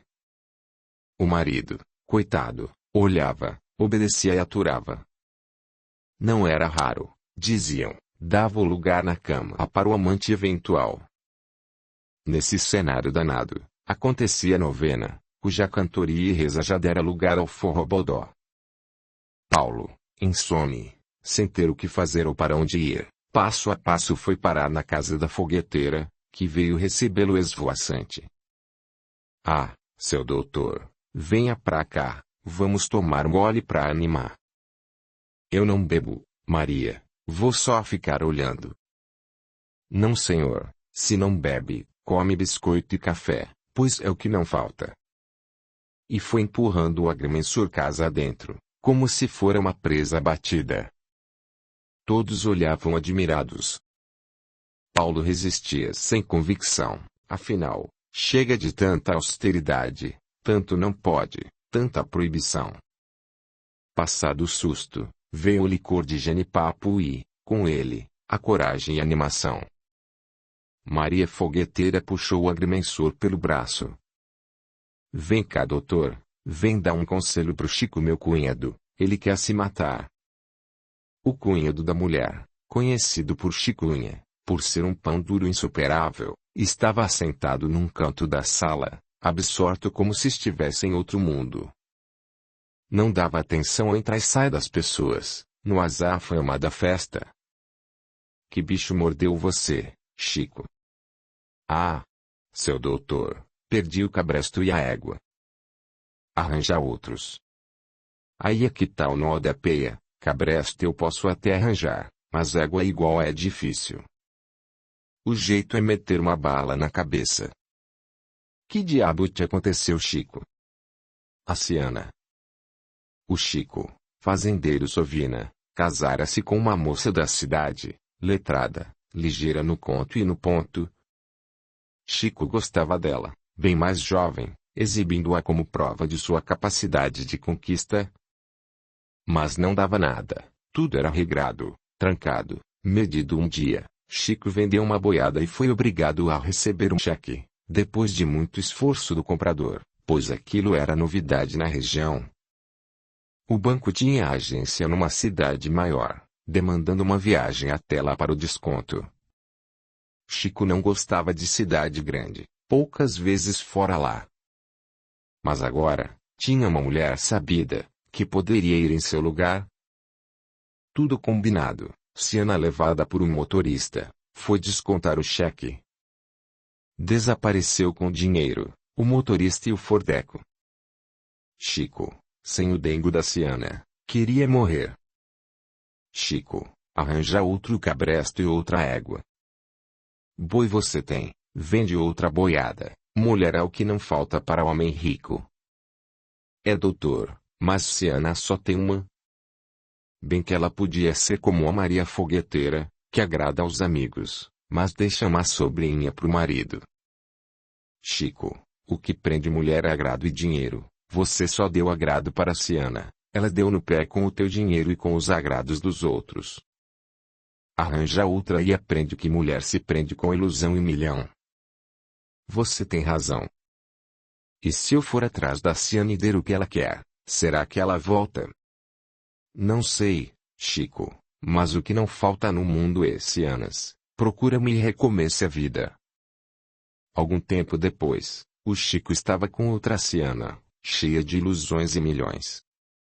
Ela satisfeita e ele feliz. Paulo, alimentado o desejo de ganhar dinheiro para libertar-se daquela vida, foi para a região dos garimpos, contratado que fora para nivelar regos d'água. Antes de partir, foi despedir-se de Lívia e suas companheiras. A moça cantava em coro com Teco e Tetê. Era bela e comovente a cena. Gosto da noite, da brisa, do luar, gosto da vida, de viver e amar. Se inscreva, ative o sininho, e clique em todas, para receber as notificações de novos audiolivros. Não se esqueça de curtir, comentar e compartilhar, por favor. A gratidão é o caminho da evolução. Capítulo 2. O garimpo. Os amigos que o destino juntara sob o mesmo teto, Lívia, Tetê, Lia e seu filho Teco, iniciaram felizes uma nova etapa da vida, mesmo com as restrições que lhes eram impostas, pelos inexplicáveis labirintos da existência. O agrimensor que provia a casa do necessário, se preparava para ir aos garimpos de ouro e diamantes, para onde todos se deslocavam em busca de riquezas sonhadas. Teco seria o virtual homem da casa. Ele continuaria cuidando do quintal, das compras e de atender as mulheres em suas solicitações. O agrimensor, alimentando seus sonhos, se foi para a aventura garimpeira. Teco continuou ali, fazendo o seu trabalho, armando arapucas e colhendo frutas silvestres, para agradar e suprir a alimentação. O garimpo materializava o sonho de riqueza para os poucos, enquanto afundava muitos na desilusão, aumentando a miséria crônica em que viviam atirados. Era um amontoado amorfo de ranchos grosseiros, construídos com o descuido da pressa, que se escoravam uns nos outros, quase suplicando o direito de permanecerem de pé. As ruas eram caminhos ou trilhas circundando barrancos e buracos abertos para o desmonte do cascalho. O povo, amontoado, policrônico, se agasalhava em ajuntamentos circundando as catas, como se vigiasse as riquezas escondidas na suvenice da terra. Aqui ou ali, um rancho grande, escoteiro, coberto com palhas, paredes de taipa, denunciava um dos locais importantes do amontoado, que eram o cabaré ou comércio do carcamano esperto. Em segundo plano vinham a capelinha singular lá no alto e a pensão da doca. No rancho do João Turco, o carcamano, como era conhecido, comprava-se e vendia-se tudo, até a honra e a vida. Para as gavetas do carcamano, escorria quase tudo o que era produzido no garimpo. Ele trocava quinquilharias, tecidos e calçados vagabundos, armas, munição e cachaça, por ouro ou diamante, que avaliava no olhômetro. O quilo do carcamano tinha 800 gramas, 1 metro, 80 centímetros, a dúzia, 11 peças e assim por diante. Na hora de fazer as contas, se fosse para pagar, As centenas se transformavam em dezenas, estas em unidades. Se fosse para receber, o raciocínio se invertia. Ele financiava, fornecia, estimulava a abertura de frentes de serviços, mas na hora do acerto, atolava o ferro na presa ignorante e fácil. Alguns mais afoitos, estrilavam, sem sucesso, hoje ou amanhã viriam dar o beiço para a sovela do desalmado carcamano. O cabaré, outra instituição importante naquela sociedade alvoroçada e aventureira, não era diferente das demais. Lá cruzavam-se todas as paixões, valentias e molecagens. Lá vibravam e se confundiam, o amor, a vida e a morte. No ranchão imenso, de chão batido e taipa, dividido ao meio por um imenso corredor, que mais se assemelhava a uma estrada, os quartos ou cubículos ficavam ao longo, como verdadeiros alçapões do amor comprado. Na frente, um espaço largo, com um botequim ao lado onde eram vendidas a cachaça, a bala e a vez de amar. Bancos compridos, de madeira roliça, permitia que os fregueses aguardassem a sua vez sentados. A sanfona fanhosa e desafinada, o cantador rouco e o pandeiro surrado, convidavam para a dança mal ajambrada de homem com homem. As mulheres não podiam, estavam na ponta da fila do amor, fingindo agradar em camas de varas ou redes. Naquele ambiente macabro, as mulheres se vendiam e os homens se matavam. A cafetina e o rufião lucravam. A pensão da doca, outro ponto importante para aquela comunidade, era o lugar onde os chegantes podiam fazer a pausa para o mergulho naquele labirinto de paixões, ilusões e ambições desmedidas. Doca, uma paraibana trintona, roliça, azeitada e esperta, de certa forma era a voz mais respeitada daquele amontoado humano. Era sabida, razoavelmente letrada, lia e escrevia cartas para os garimpeiros analfabetos. Dava comida e mantinha uma prateleira de remédios para socorrer os adoentados, vendendo-os por uma exorbitância a quem podia pagar e dando de graça aos garimpeiros lesos e escalabriados. A botica da doca, como era conhecida a prateleira de remédios da paraibana, além dos remédios conhecidos, tinha 3 que ela usava para quase tudo: aguardente alemã, para as doenças de dentro, como ela dizia, o permanganato de potássio, para as doenças de fora, e as caixas com raízes, que diziam servir para tudo, até perna quebrada, saudade e falta de dinheiro. O certo é que a doca era a palavra mais pronunciada, no prazer, na dor, na vida e na morte, naquele fervilhar de paixões. Foi esse o cenário que o agrimensor encontrou ao chegar ao garimpo. Ele havia contratado os serviços de nivelamento de águas, para a construção de barragens e regos, alimentadores do que era conhecido por batidas d'água, para o desmonte de manchões e a lavagem do cascalho. Era a alma dos garimpos mais ricos e, só os mais espertos e fortes podiam dominar uma batida d'água. Paulo arranjou-se como pôde, na pensão da doca. Ela veio pronta e prestimosa, desconfiada mas interesseira, o que era da sua alma.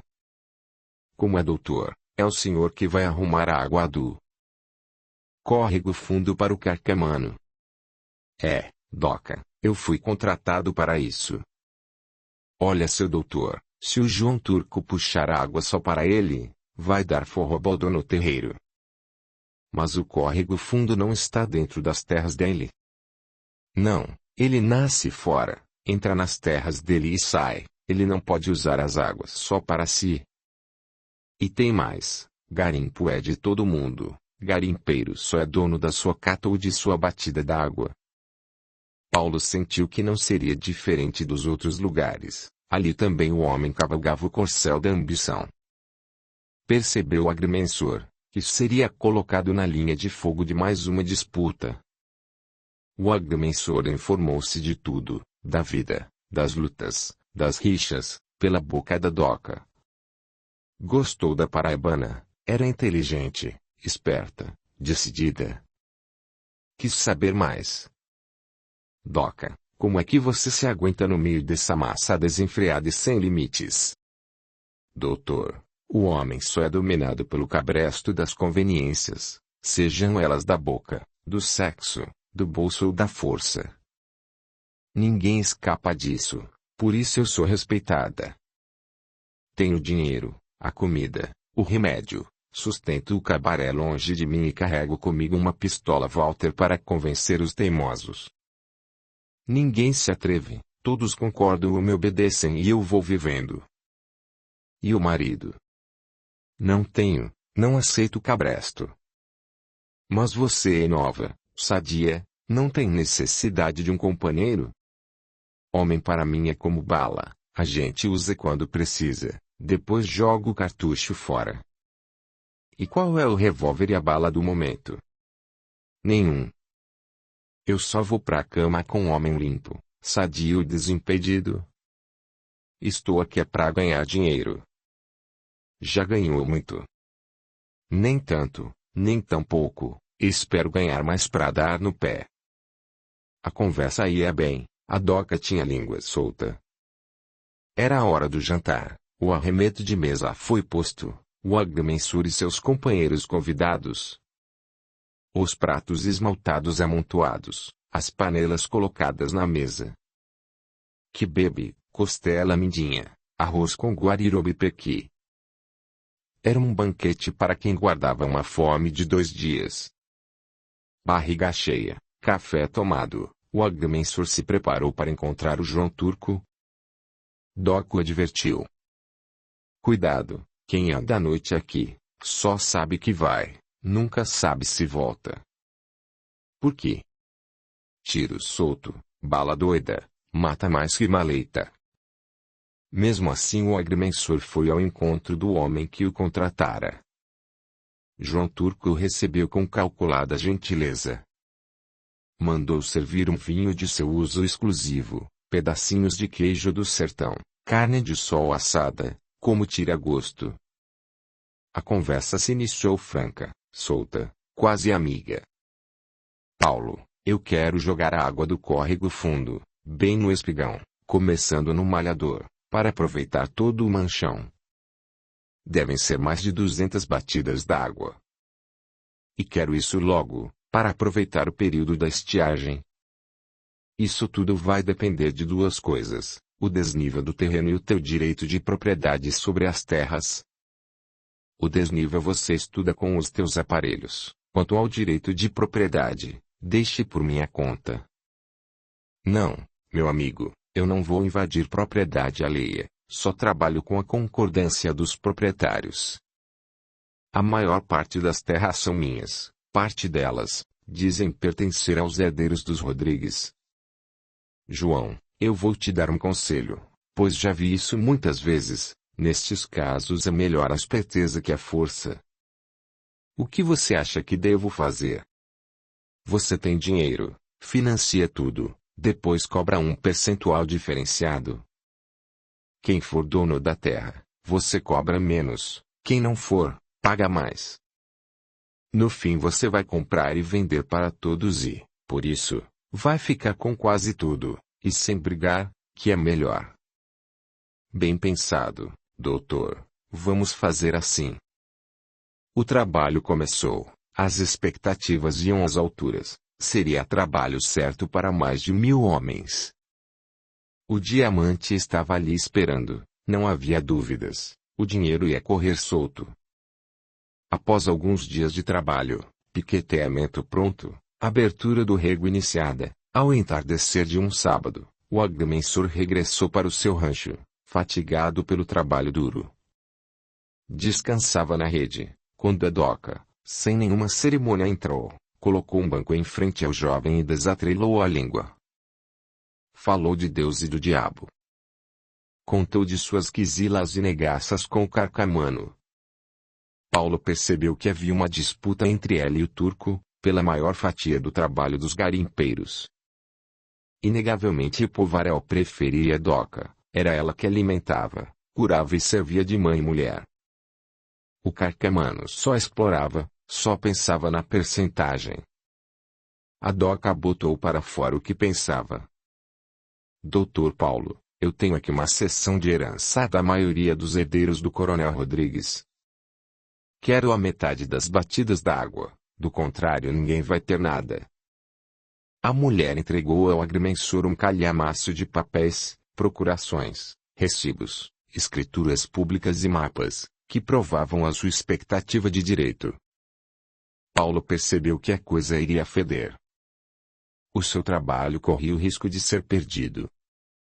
Doca, só há um jeito de se resolver isso, é conversando com o João Turco e procurando uma saída. Não tem saída, doutor, ou me dá a metade, ou eu bagunço tudo.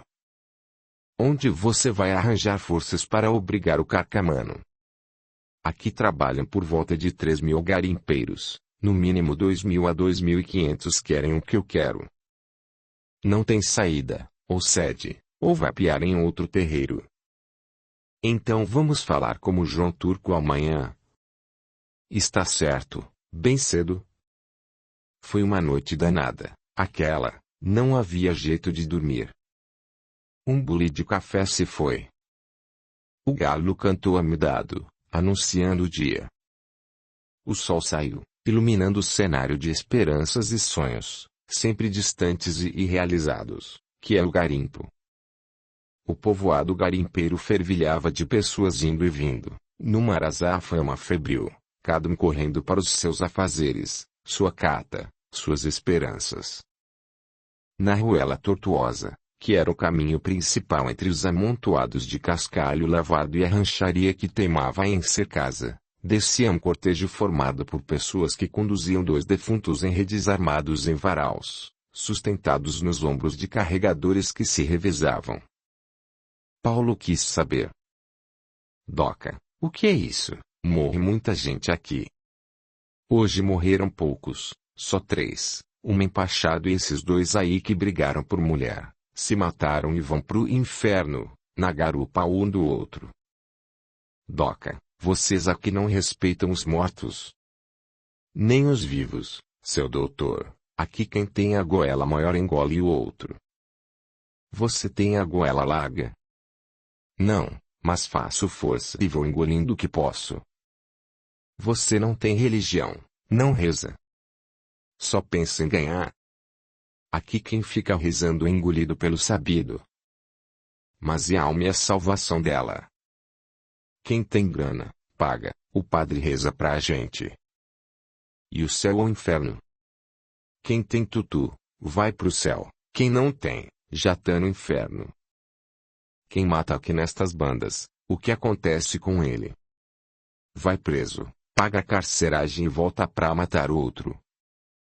E quem rouba ou furta? Já morreu, ninguém perdoa ladrão. Estranha concepção de justiça aquela, mas era um ordenamento natural que os próprios fatos impunham. A autoridade, pouco diferente, estava longe dali, fazendo-se presente, apenas, na pessoa do coletor, para cobrar tributos e sumir uma parte na corrupção e o soldado, cuja farda impunha respeito e admiração, o qual prendia, julgava sumariamente, soltando quem pagasse a cara carceragem, espancando e matando os que não possuíssem nada, para acalmar aquele estranho juízo de justiça. Doca sabia disso, daí porque juntava dinheiro e diamantes com sofreguidão, prometendo sair dali, tão logo alcançasse recursos para iniciar uma vida nova bem longe, onde, segundo dizia, gente fosse gente. Tomaram um café, quase um almoço e foram os 2 ao encontro do João Turco. O Carcamano os recebeu com desconfiança. Sabia quem era Doca e pressentiu que algo de estranho pairava no ar. Como é doutor, tá perto de terminar o serviço. Não, João, falta muita coisa, mas apareceu um problema para você resolver.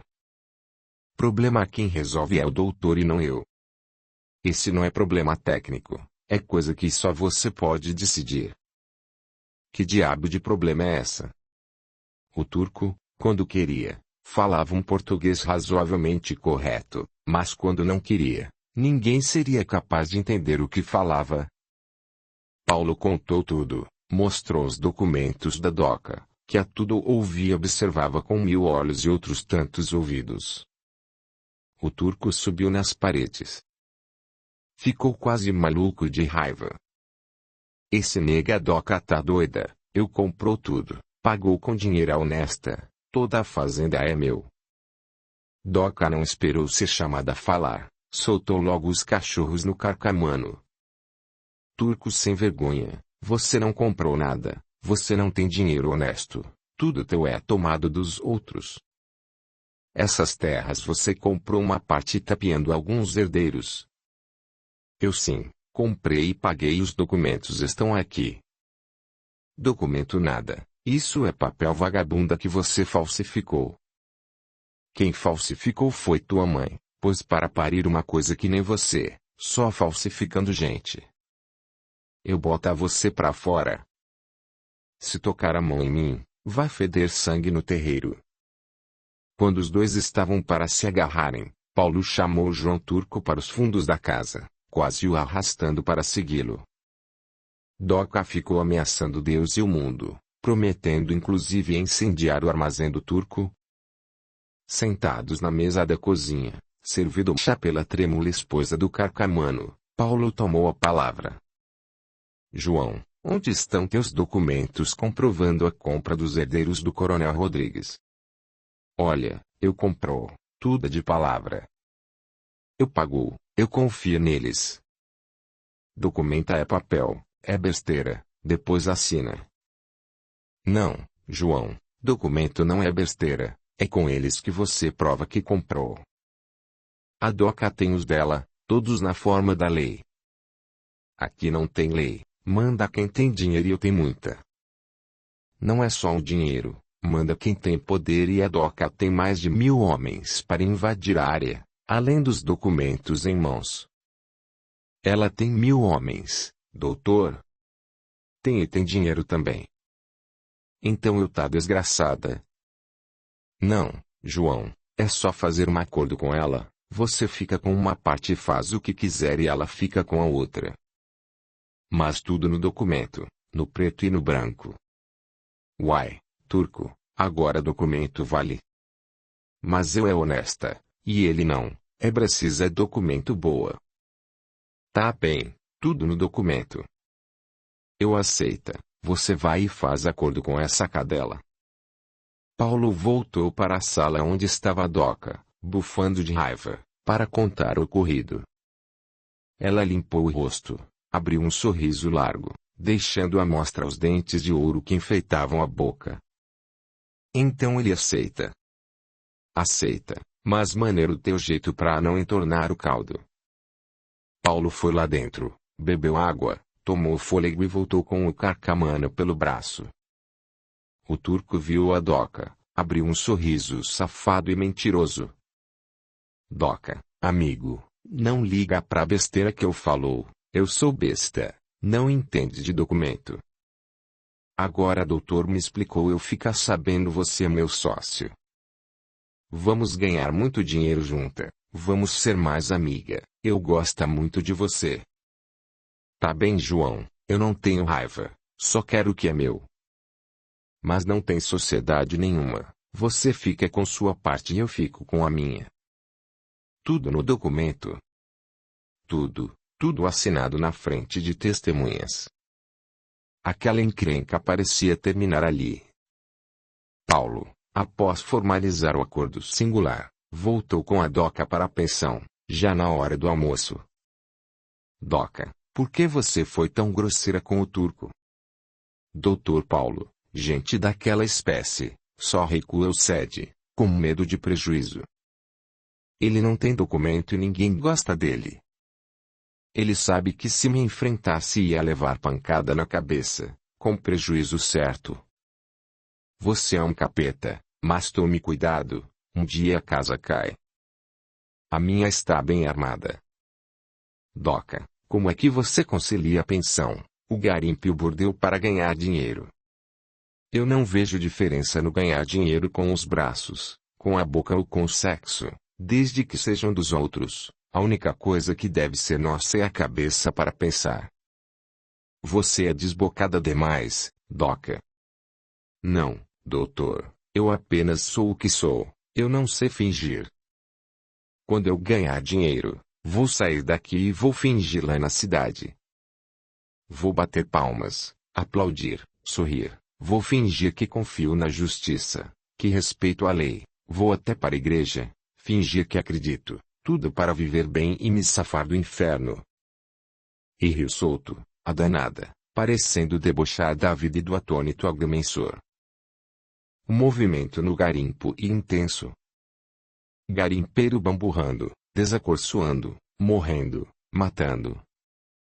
O cabo prendendo, extorquindo e soltando. O coletor cobrando, escondendo uma parte e multando. O padre, rezando, casando, absolvendo e cobrando. A doca e o carcamano lucrando. O teco-teco esvoaçava balançando as asas sobre a buraqueira do garimpo, procurando ajeitar-se na tortuosa pista, para descer, numa verdadeira acrobacia e perícia de pilotos formados na escola da vida. O capangueiro descia, importante, invejado, avaliava a mercadoria pelo preço que queria, pagava do jeito que desejava e se mandava, sumindo no céu cinzento de fumaça. Só a doca e o carcamano não vendiam suas mercadorias. A doca amealhava diamantes e algum dinheiro, pela comida que fornecia aos garimpeiros na pensão, pelo aluguel das prostitutas no bordel e pela meia praça dos garimpeiros nas batidas da água e catas que fornecia e financiava. O carcamano juntava o que podia, trocando bugigangas, tecidos baratos e quinquilharias, por diamantes, subavaliados pelo olhar de cobiça e rapina. A vida continuava, os sonhos, as esperanças, o trabalho duro, tudo desaguando no desalento, na desilusão ou na morte. Poucos bamburravam, sorvendo uma alegria fugaz, que não ultrapassa o sono mal dormido de uma noite. Paulo sentia ciúme estranho naquele caleidoscópio de ódios, sonhos e paixões. Caminhava para o seu rancho, quando ouviu um barulho, onde se misturavam gritos, impropérios e gargalhadas desrespeitosas. "O que é isso?" perguntou alguém que passava. "É um louco que amarraram numa árvore. Uns dizem que é doido, outros, que tem espírito no couro. Tem quem diga que é o diabo que tá na pele dele." Paulo continuou no seu caminho, até frontear a árvore onde o homem se debatia preso por cordas e correntes, rodeado por curiosos. Aproximou-se do local, atraído por uma força irresistível. Por que o tratam assim? Ele é louco, é varrido da cuca, se ficar solto, começa a fazer besteira. Xinga, joga pedras, agride, fala palavrão e não respeita ninguém. Mas ele vai ficar aí, amarrado a vida toda? Vai, o que vamos fazer? Não tem lugar para trancar ele. Rosnou o cabo, comandante do destacamento policial. Deve haver uma solução, ele é doente, mas é gente, não pode ficar amarrado até morrer. Eu acho que é melhor matar logo ele. A gente mata ladrão e valente que perturba, por que não fazer o mesmo com ele? Gritou o cabo, acolitado pelo soldado alcunhado por Pássaro Preto, um minotório matador. Então mata logo, não judia dele, gritaram alguns. Naquele momento, a doca, a dona da pensão, tomou o cacete da mão do cabo e gritou firme. Ninguém vai matar ninguém, se quer matar, vai matar sua mãe. O cabo, rilhando os dentes, rugiu. Sai daí, se não te meto na cadeia e te meto o pau, pra você aprender a respeitar a autoridade. Autoridade nada, você é um safado que se vale da farda, para tomar dinheiro e pisar no pescoço dos fracos. Comigo, você vai se estrepar, seu milico filho da puta. A coisa ia nesse tom, 2 ou 3 soldados cercados pela multidão de garimpeiros, que apoiavam a mulher, valentona. Todos tinham medo e raiva dos policiais. Começaram a gritar em coro. Dá na cara dele, doca, vamos linchar os milicos. Lincha, lincha, lincha, Eram mais de 200 homens cercando o pequeno contingente policial. Paulo foi tomado por uma coragem, que em verdade não tinha. Subiu num cupim e gritou para o povo. Todos admirados pela intervenção do jovem, pois acreditavam ser ele uma autoridade, pelo simples fato de medir terras, dividi-las e apaziguar questões, pelo que era conhecido como doutor, calaram-se e ouviram. Ninguém vai matar ninguém, o cabo e seus soldados vão voltar para a delegacia, pois são autoridades aqui. Nós vamos encontrar uma solução para este homem. O cabo sorriu largo, satisfeito por ver sua autoridade respeitada.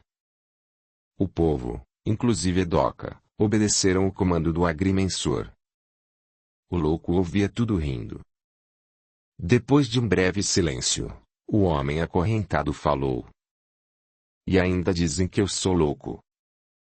Quem seria verdadeiramente maluco, eu que discordo deles, ou eles que me acorrentam e tentam matar-me? Quem é bandido, aquele que foge para não morrer, ou os que perseguem para extinguir a vida? Quem é errado, aquele que reage ao mal ou os que agem na sua prática? Quem é melhor, quem reprova a agressão à natureza, ou os que agridem e esburacam a terra, envenenam a água, corrompem ou matam, pela aquisição dos tais de diamantes? Por isso eu acho que eu sou sano e eles insanos. Paulo ouviu, surpreso, aquele discurso revoltado. O homem falava bem, demonstrava inteligência e uma boa dose de conhecimentos. Audiolivro realizado pelo canal Surya Chand Audiobook. Então você não é louco? Não, eu sou perfeito. A única loucura minha é discordar da loucura dos que se dizem sãos. Como é teu nome? Eu não tenho nome, família, identidade, eu não existo. Eles, os que se dizem sanos, tiraram tudo de mim. Paulo sentiu que aquele homem, bem ou mal, era preso de uma revolta oceânica contra a sociedade, a família e, talvez, contra a própria existência. Era inteligente, culto, algo o macerava por dentro. Você está com fome? A fome, o frio, as agressões, são o lugar comum de minha vida. Eu sou um pária no caudal da riqueza, um solitário no burburinho da multidão e um injustiçado, no altar da justiça. Eu sou um dos excluídos da experiência da vida. Paulo sentiu que ele não era um louco, ou, pelo menos, não era um louco comum. Eu vou desamarrá-lo. Você promete não agredir ninguém e não fazer besteiras? Eu não agrido ninguém, apenas reajo às agressões, não faço besteiras, apenas tento viver. Paulo desamontou os nós, cortando cordas, desembaraçando correntes. Tomou o homem pelo braço, a Doca do outro lado, tomaram o rumo da pensão, sob os olhares atônitos da turba. O cabo, ainda assustado, observou. Seu doutor, se ele fizer alguma bramura, não venha se queixar. Cabo, vá cuidar dos bêbados e dos brigões, deixe que eu cuido dele. O louco, caminhando com esforço, vencendo as contusões recebidas, seguia com o agrimensor e a Doca. Começou a falar, ao compasso das passadas. Apesar de tudo, eu não tenho raiva deles, são ignorantes, incapazes de alcançar os limites do bem e do mal. Mas, não posso concordar com seus exageros, suas agressões gratuitas. Está bem, mas qual é o teu nome? O pária não tem nome, não tem identidade, é apenas um ponto geométrico, na grande reta da existência. O ponto é a única concepção geométrica, que não prescinde de limites, pois é, apenas, a intersecção de retas. No meu caso, eu resulto da intersecção das retas do ser e do existir. Mas ninguém pede que se convencione uma designação para esse ponto, para destacá-lo dos demais. Como podemos designá-lo? Ninguém pode dar limites para o ser e o existir. Calou-se um pouco. Passado algum tempo, recomeçou, com inegável inspiração. Revivendo os caminhos, os atalhos que trilhei. Retornando aos escaminhos da existência, eu não sei quem fui, sou ou serei. Sorriu e completou. Se insiste, pode me chamar Belchior. Belchior, o novo problema ou solução do agrimensor, foi instalado num quarto dos fundos da pensão. Recebeu roupa nova e limpa, barba e cabelo feitos, higiene completada, alimentação adequada. Todos foram advertidos para tratar o Belchior como uma pessoa normal. A vida continuou, a rotina era a mesma. Paulo, com receios, convidou Belchior para acompanhá-lo ao trabalho, o que foi aceito com rara demonstração de alegria. Assimilou com facilidade o manuseio dos instrumentos de topografia, auxiliava na feitura dos cálculos, caderneta do campo, elaboração da planta, demonstrando conhecimentos seguros de geometria, física e matemática. Quem seria aquela criatura? Que diabo estaria fazendo ali?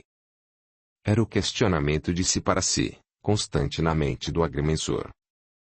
Uma noite, após o trabalho estafante do dia, Belchior confidenciou ao novo amigo Paulo. Eu não sou louco, como dizem, mas em alguns momentos, sinto impulsos que não posso dominar, guardando a impressão de que uma ou múltiplas personalidades se apossam de meu campo consciencial. Aí eu me perco, o controle da vontade se desatrela levando-me a falar coisas que desconheço e a praticar atos contrários aos meus desejos. Quando esse processo se demora, algumas vezes eu mergulho no esquecimento, por dias ou meses, para ressurgir depois, em outras situações ou lugares, sem saber como ou porquê, o que aumenta o meu desespero e a intolerância das pessoas. Eu sou acompanhado por seres ou duendes, bons e maus. Quando os maus predominam, eu caio no lodaçal. Quando os bons predominam, como agora, os espinhos são afastados de meus caminhos. Não sei o que é isso, só sei que não é uma patologia, mas um estado, um influxo que vem de fora. Você foi sempre assim? Como foi possível estudar e aprender o que sabe? Quando criança, eu me lembro, sentia presenças incômodas, alucinações, recheadas de seres disformes, aqui ou ali, aliviadas pela presença de seres bondosos, belos e suavizantes. Os meus pais, muito rígidos, ralhavam, debitando ao medo de crianças, os fatos que eu denunciava. Na puberdade, os fenômenos se agravaram com o despertar da sexualidade. Fui levado aos médicos, às clínicas, aos remédios hipnóticos e anticonvulsivos. Nas clínicas encontrei o que se poderia catalogar como câmaras de terror. Os choques elétricos, as agressões sexuais por parte de serviçais despreparados. Afundei no poço escuro da perda da personalidade. Cansados de minhas fugas das clínicas psiquiátricas, meus familiares abandonaram-me à minha própria sorte. Hoje vivo assim, entre a luz e as trevas, o ser e o não ser, sem saber o que sou e para o que sou. E onde você conseguiu aprender o que sabe, pois não me parece inculto? Fiz até o 3º ano ginasial, com bom aproveitamento. Gostava e gosto de ler. Mas muito do que falo, vem de fora por mecanismos que não compreendo. Você já leu sobre o Espiritismo? Já, mas não gosto. Aprendi a não gostar como meus familiares, que eram protestantes e muito ligados à Bíblia. Você leu a Bíblia? Pouco, muito pouco. Eu o considero inteligente e bem letrado, com personalidade agradável, perfeitamente capaz de superar tudo isso e viver uma vida normal. Só não sei como fazê-lo. Dr. Paulo, eu percebo quando essas forças que me abatem e me precipitam no fosso, começam a superar minhas forças. Elas iniciam sua ação nefasta, por uma irritação contra tudo, de um simples ruído, uma gargalhada ou uma música. Segue-se uma excitação incontrolável para caminhadas, discursos, contestações e uma capacidade atilada de ver os defeitos e falências, de pessoas, fatos e coisas. Daí a mais um passo eu me sinto desdobrado em várias personalidades. Vejo as pessoas e seus passados, passando a agredi-las com fúria. Vejo cenas remotas, de outros tempos, sentindo-me inserido nelas como participante, com reflexos desagradáveis ou agradáveis conforme as circunstâncias. Calou-se por um pouco, levantou-se, foi até o pote d'água, serviu-se e voltou, recomeçando sua confissão. Paulo ouvia, ciente de que aquela enxurrada de confidências poderia aliviar a mente do louco. Ele continuou. Uma cena teima em permanecer gravada em minha mente. Eu me vejo como guardião de uma bela e rica senhora, que exercia verdadeiro fascínio sobre mim. Em dado momento, vejo claramente o momento em que, por ciúme, assassinei um seu galanteador. As feridas que produzi naquele homem, laceram minha própria carne. Aquela cena se apaga e é substituída por outra, na qual me vejo, em outro local, agora como feitor obediente à mesma e bela senhora, auxiliando a enjaular uma escrava formosa e inocente, por simples ciúme da bela dama. Essa jovem e atraente escrava, pereceu enjaulada, escondida, com a minha participação direta, o que fazia como tributo a um amor louco e impossível àquela dama, a tudo alheia e distante. Esse pesadelo me leva a ver aquela bela mulher acorrentada, servida diligentemente por uma criança, que guarda as feições de seu esposo.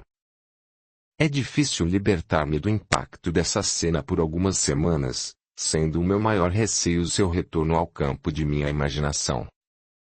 Olha, Belchior, eu não sei como ajudá-lo, não sou letrado em psicologia. Entretanto, estou convicto que você não é louco, o que falta é uma ponte para que você atravesse o fosso do desequilíbrio, vindo do irreal para o campo da realidade fática. Se você concorda, vou tentar fazê-lo. Como? Quando você começar a sentir a presença do duende do mal, me avise e eu irei esforçar-me para trazê-lo à realidade. Só preciso de uma coisa, que você cultive a ideia de obedecer-me. Se você me obedecer, eu te auxiliarei a atravessar a ponte. Vou fazer o possível, doutor, eu prometo. A vida continuou seu curso, com a agitação própria do entrechoque de interesses, ambições, ódios e sonhos desfeitos. Um novo elemento veio agregar-se ao já conflituoso cenário de disputas. Chegava o Chico Berro, fazendeiro rico e ambicioso, nosso conhecido, agora travestido de tocador de garimpos e comprador de diamantes. Ele se dizia proprietário de parte das terras, onde o garimpo explodira. Fez construir ranchos grandes, suprindo-os de mercadorias e provimentos necessários ao abastecimento, abriu catas e aliciou meias praças para o trabalho aventureiro e quase escravo. Como consequência do grande volume de cascalho retirado e lavado, o diamante apareceu em abundância. Chico Berro financiava tudo, comprava tudo, sempre pagando o preço que queria. Vivia sempre rodeado de jagunços e pistoleiros. A disputa foi inevitável entre o fazendeiro, misto de capangueiro e garimpeiro, e os compradores de diamantes e comerciantes já estabelecidos. Além de ser um elemento novo naquela comunidade polimórfica, o Chico era prepotente, desrespeitoso e supinamente desonesto. Era de seu costume pagar menos do que valia, além de ludibriar seus sócios de garimpo, os meia-praças, no peso e na quantidade. Um garimpeiro esperto, o Zé Baiano, que trabalhava nas batidas d'água do Chico Berro, iniciou um movimento de reação contra o seu patrão, dando origem a um movimento de quase todos os seus companheiros. Para agravar a situação, saíram algumas pedras grandes na frente de serviço, onde trabalhava o Zé Baiano. Ele alertou seus companheiros. Olha, nós somos explorados pelo Chico Berro, que furta no peso e no valor dos diamantes que nós achamos, além de aumentar o preço do que nos fornece. Dessa forma, nós vamos morrer escravos desse desalmado. O que vamos fazer? Questionou alguém. Vamos avaliar a mercadoria por outros compradores e, depois, fincamos o pé, só vendemos pelo preço da praça. Ele não vai aceitar. Nós vamos reagir, só aceitaremos desse jeito. E os jagunços? Eles são homens como nós, o perigo que corre a caça, corre o caçador. Um dos cabras do Chico Berro percebeu o que se passava, levando a notícia quem tinha o patrão. A reação foi imediata. Chico, possesso de raiva, chegou na beira da cata dos insubordinados, com a velocidade e barulho de um furacão. Gritou autoritário, para ser ouvido e obedecido, acompanhado por meia dúzia de jagunços. Zé Baiano, pula fora da cata, seu filho da égua, trazendo os diamantes que tem no piquá. Zé Baiano era um nordestino forte, caldeado nas lutas e no sofrimento, bom conhecedor dos coronéis e valentões. Era trabalhador, letrado e liderava um grupo de parentes e companheiros. Aos gritos e xingamentos do Chico, sabendo que ele não gostava do apelido, respondeu no mesmo tom. Olha, seu Chico Berro, vá gritar com sua mãe que não soube parir coisa que presta. Aqui nesta cata não tem moleque nem ladrão como você. Aqui só tem homem honesto e macho. Chico Berro, que não era acostumado a ser desobedecido, ficou surpreso com a reação. Seu atrevido, você diz que é honesto, mas está escondendo as pedras que saíram e, eu fiquei sabendo que são grandes e muitas. Ninguém aqui está escondendo nada. Só não vamos entregar a você, pois não queremos ser furtados no preço e no peso. Os garimpeiros da cata vizinha, diante dos gritos impropérios, foram se agregando ao grupo, fazendo sumir no meio deles os jagunços que protegiam Chico. O fazendeiro percebeu que não levaria melhor naquele mar de garimpeiros brutos e insatisfeitos. As manifestações começaram. Ele é ladrão, não presta conta dos diamantes que recebe. A balança dele é viciada, tem 2 pesos, um para ele e outro para nós. Ninguém entrega nada, vamos vender fora e entregar a metade dele. E a coisa ia esquentando, gole de cachaça aqui, uma cuspida ali e um palavrão acolá, os ânimos iam azedando, quando um dos jagunços, homem duro e acostumado com aquilo, gritou. Respeita seu Chico, quem não respeitar, vai emendar o bigode comigo.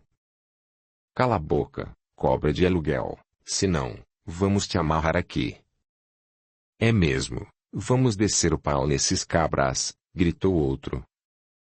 Chico percebeu que não podia reagir. Mudou o tom de voz, tornando-se conciliador. Está bem, o que vocês querem? Zé Baiano pulou fora da cata, colocou-se em frente ao fazendeiro e falou de forma menos agressiva, mas com voz firme, que não deixava esconder sua decisão. Chico, nós não confiamos em você, por isso queremos que outra pessoa faça a avaliação da mercadoria e, aí, ou você paga a nossa parte, ou nós venderemos fora e entregamos o que é teu. Onde estão as pedras que vocês encontraram? Estão aqui, cada um com o que encontrou, mas ninguém vai entregar a você. Zé Baiano retirou da bolsa de couro de onça, um piquá, abriu e despejou na palma da mão, meia dúzia de pedras grandes, reluzentes como estrelas. Chico olhou, faiscando os olhos de ambição. Mas eu tenho direito nessas pedras, eu sou o fornecedor e dono das batidas d'água. Vocês vão me roubar. Ninguém é igual a você, Chico, o que é teu será entregue, mas antes vamos avaliar e ver se alguém dá melhor preço que você. Muito bem, gritaram os garimpeiros, é assim que vamos fazer. E quem vai avaliar a mercadoria? Questionou o fazendeiro. Pode ser o João Turco, propôs alguém. Ele não, além de não gostar de mim, ele é um rato. Então pode ser a Doca, ela entende disso como ninguém. Você tá doido, aquela besta sabe lá o que é avaliar e fazer conta. Besta é tua mãe, Seu cachorro, respeita a Doca. Ela sabe das coisas e não é desonesta como você, seu berro. Chico engoliu seco. Estava para explodir, mas, com esforço fez sua proposta. Vamos chamar o sargento. Ele é autoridade aqui. O sargento. Você tá doido? Ele não é autoridade coisa nenhuma. Ele é pau-mandado seu. Vai fazer o que você quiser. A coisa estava para pegar fogo quando alguém aventou o nome do Dr. Paulo, para remediar a questão. Muito bem, aprovou o Zé Baiano, o doutor sabe fazer conta e não tem nada a ver com garimpo. Eu não confio naquele comunista medidor de terras. Rosnou Chico. Você não confia em ninguém, porque não merece confiança. Vamos chamar o Dr. Paulo, gritaram em coro os garimpeiros. Enquanto os interesses ferviam e se chocavam no amontoado de cartas, o agrimensor, completamente alheio aos fatos, conversava com a Doca, na pensão, quando lhe era servido um cafezinho, quente e cheiroso. Café torrado na panela e socado no pilão, era diferente, tinha o sabor da natureza, das coisas puras, sem artifícios. O agrimensor saboreava, gole a gole, como se sorvesse um néctar capaz de reanimá-lo, libertando-o da estafa resultante do trabalho duro e corrido. Queria terminar aquela tarefa esquisita, no redemoinho do garimpo. A Doca falava, satisfeita com os elogios ao café que preparara. Doutor, por que você não se casa? Você parece um homem solitário. Não gosta de mulher? Gosto, Doca. Gosto muito, mas a mulher é como diamante. Ninguém sabe o que é antes de lapidar. Pode ser gema pura ou pode ser só fenda e defeito. Como o diamante, a mulher pode adornar e enriquecer a vida, como pode dar causa e aviltar a morte. Isso é verdade, você tem razão. Você fala bonito, parece que tem uma paixão recolhida. Não, Doca, eu sou, apenas, reflexivo, não gosto de conflitos.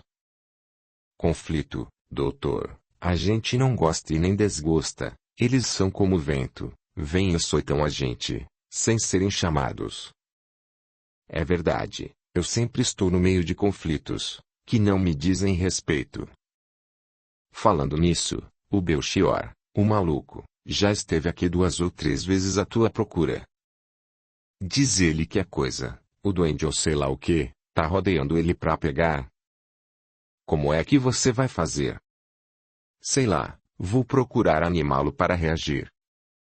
Por que você não leva ele, para Maria Fiandeira ver? Ela é entendida nestas coisas do outro lado, da cabeça, do espírito.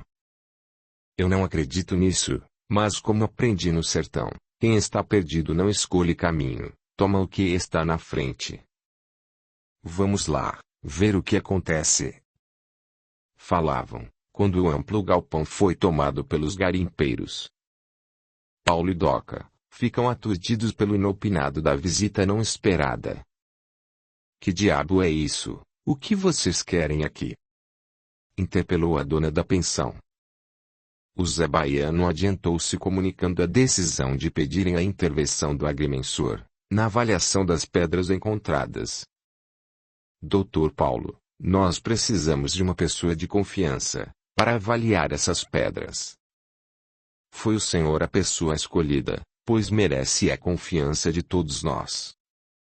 O agrimensor, não escondendo o espanto, respondeu de pronto. Vocês estão loucos, eu não entendo nada de diamantes e não quero meter-me nessa encrenca. Paulo sabia que não era apreciado pelo fazendeiro ambicioso e conhecia muito bem a fogueira da ambição que o diamante é capaz de acender.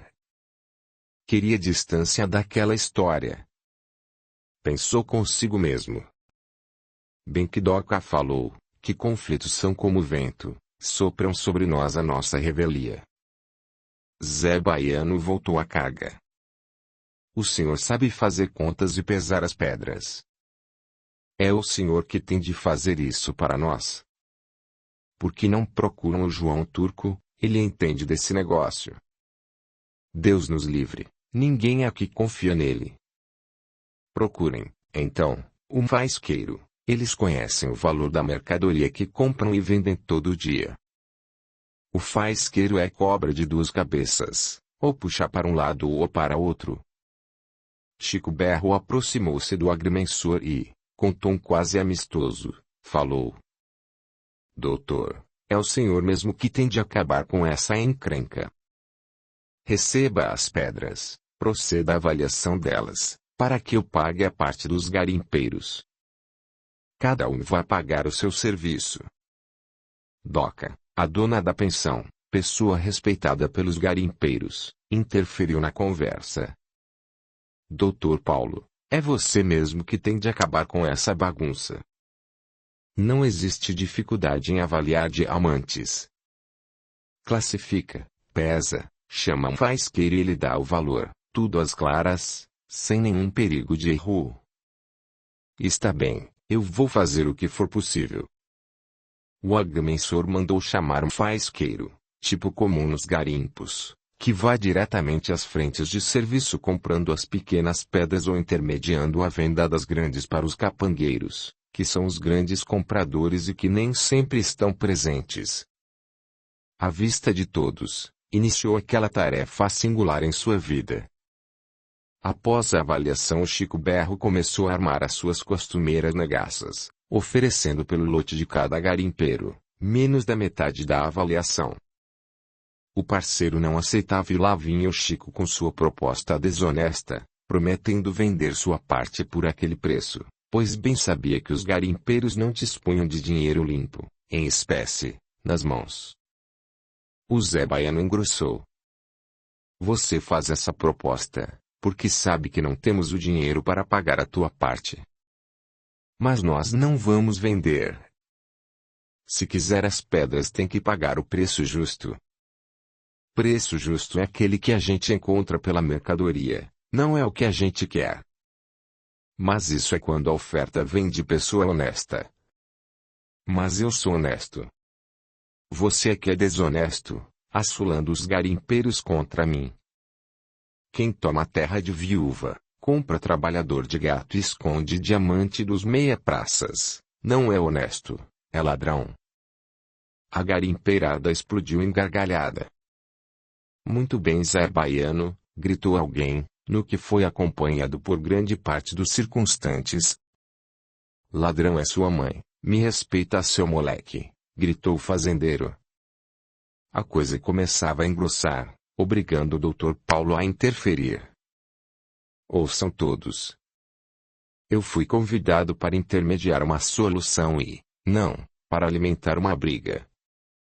Já que vocês não se entendem, eu vou pesar as pedras e dividi-las ao meio, cada um ficará com a sua parte e pronto. Muito bem, gritaram os garimpeiros, faça assim e estamos satisfeitos. Eu não concordo, ninguém é capaz de fazer essa partilha a olho, gritou o Chico. Quando tudo parecia derivar para um conflito, com a chegada de alguns capangas do fazendeiro, a Doca cochichou aos ouvidos do agrimensor. Doutor, eu tenho dinheiro para pagar a parte do Chico Berro, com os garimpeiros eu me acerto depois. Paulo pediu silêncio e falou. Chico, se os garimpeiros pagarem a tua parte você vende. Chico, alimentando a certeza de que os garimpeiros não podiam reunir aquela quantia, foi pronto. Se colocarem o dinheiro na mesa, eu vendo. Doca entregou uma bolsa de lona, estufada de notas e maçadas, de todos os valores. Paulo despejou a dinheirama na mesa e convidou o fazendeiro, para juntos contarem e retirarem o valor das pedras.